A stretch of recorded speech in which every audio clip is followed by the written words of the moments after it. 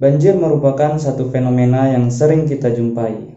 Tapi, tahukah kamu atau pernahkah kita bertanya alasan mengapa bisa terjadi banjir? Pada kesempatan kali ini saya akan mencoba menjelaskan bagaimana banjir bisa terjadi.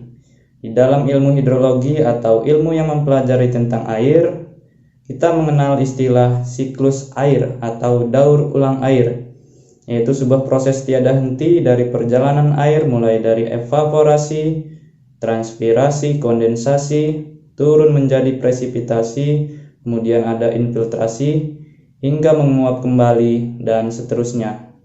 Ketika hujan terjadi, air akan bergerak dari dataran tinggi menuju ke dataran rendah, hingga muara akhirnya menuju ke laut.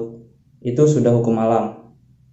Sebelum sampai ke laut, ada beberapa peristiwa yang terjadi, seperti infiltrasi dan runoff atau limpasan permukaan. Infiltrasi dan runoff itu apa?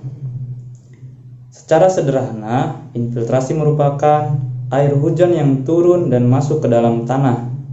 Sedangkan runoff, air hujan yang turun dan tidak masuk ke tanah, tetapi mengalir dan melimpas melalui permukaan. Maka dari itu disebut limpasan permukaan. Kenapa membahas runoff dan juga infiltrasi? Karena bakal ada kaitannya dengan banjir. Saat hujan terjadi dengan intensitas yang lama dan juga curah hujan yang tinggi, maka akan ada satu kondisi di mana tanah sudah tidak bisa lagi menyerap air. Dan kondisi ini disebut dengan titik jenuh. Ketika tanah sudah jenuh tetapi hujan masih ada, maka apa yang terjadi?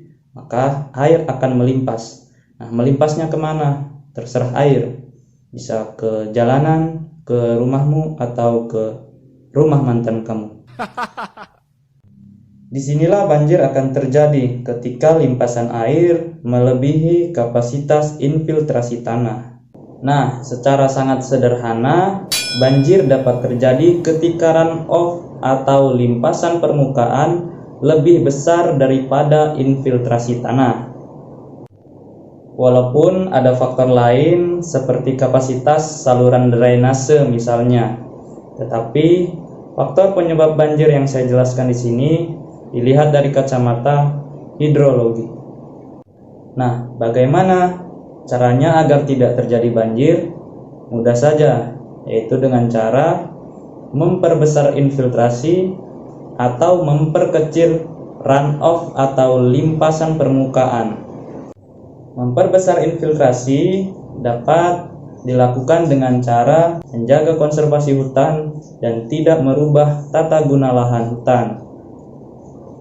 Kemudian apabila dalam wilayah perkotaan, dapat dilakukan dengan cara membuat sumur resapan, lubang biopori, atau sebagainya.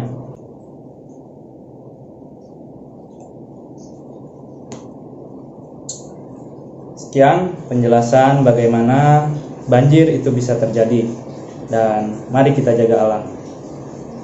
Thank you.